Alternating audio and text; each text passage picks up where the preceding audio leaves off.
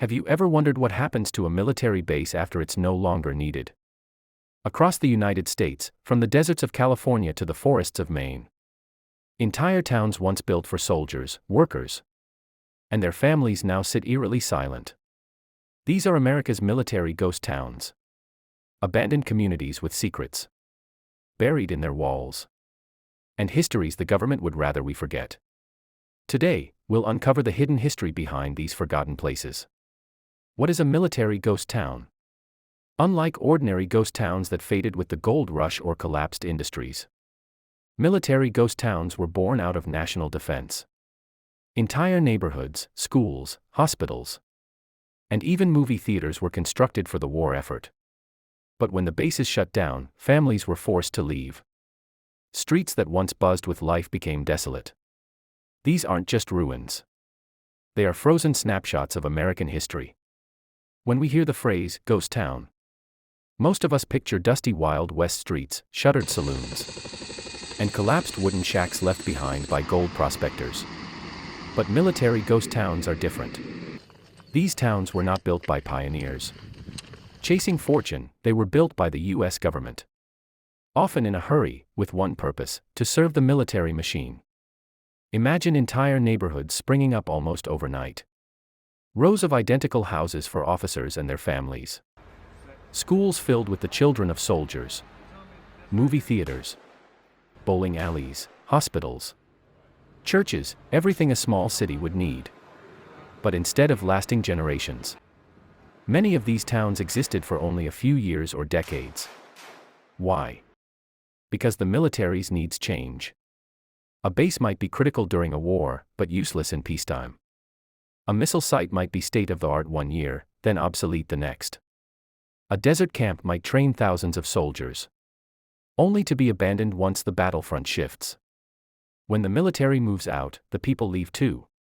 What remains are empty houses, silent classrooms, and streets with no footsteps.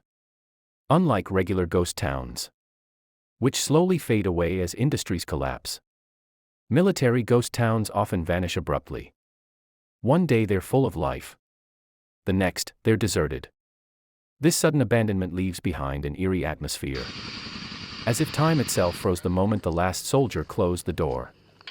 And here's the haunting part, many of these places are still hidden behind fences, guarded by warning signs, or contaminated by old munitions. They're too dangerous, or too secret, to simply be torn down. So, when we talk about military ghost towns, we're really talking about entire forgotten communities, created by war, abandoned by necessity, and left as shadows of America's shifting history. Desert Training Center, the Army's lost cities. During World War II, General George S. Patton established the Desert Training Center across California, Arizona, and Nevada. Tens of thousands of troops trained here for desert warfare, preparing for battles in North Africa. Vast tent cities, supply depots, and makeshift hospitals sprang up in the desert. When the war ended, the camps were abandoned almost overnight. Today, the sand has reclaimed much of it.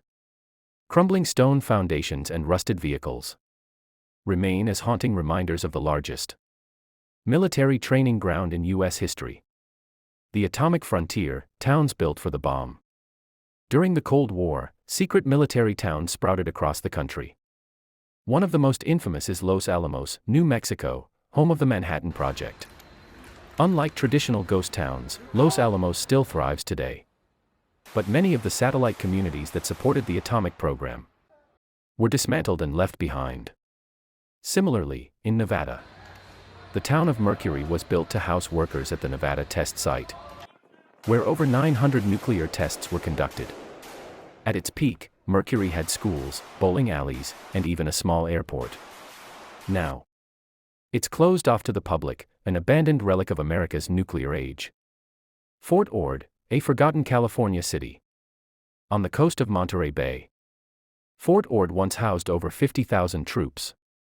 It had sprawling barracks, a full hospital, and entire neighborhoods. When the base closed in 1994, families were forced to relocate, leaving behind homes that still stand today. Walking through Fort Ord feels like entering a time capsule. Peeling paint on bedroom walls.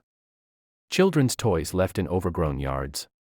And empty classrooms that once echoed with laughter. It's one of the largest abandoned military complexes in the United States, and parts of it remain so contaminated with unexploded ordnance that cleanup efforts are still ongoing. Nike missile sites, the silent guardians. During the Cold War, hundreds of Nike missile sites were constructed around major American cities to defend against potential Soviet air attacks. Each site included underground silos, radar towers, and small barracks for soldiers. By the 1970s, these missile bases were decommissioned. Many were bulldozed, but some remain hidden in forests, abandoned and decaying. A few have been preserved as museums, but the majority are ghostly ruins. Overtaken by nature, guarding secrets of a war that never came. The human side of abandonment. For every ghost town, there are stories of families forced to leave behind entire lives. Children grew up on bases that no longer exist. Soldiers trained in towns that were erased from the map. Some former residents revisit these places and find their old houses boarded up, their schools reduced to rubble. For them, these ghost towns are not just ruins, they are lost homes. Why they still matter, expanded. Military ghost towns aren't just abandoned places. They are living archives, physical reminders of the ways war reshaped America. Here's why they still matter today. Strategic lessons. Each ghost town tells us something about shifting military priorities. Fort Ord's closure in the 1990s reflected a new era of downsizing after the Cold War. Desert training camps reveal how the U.S. prepared for foreign wars by reshaping its own landscape. Nike missile sites remind us of how close the world came to nuclear conflict.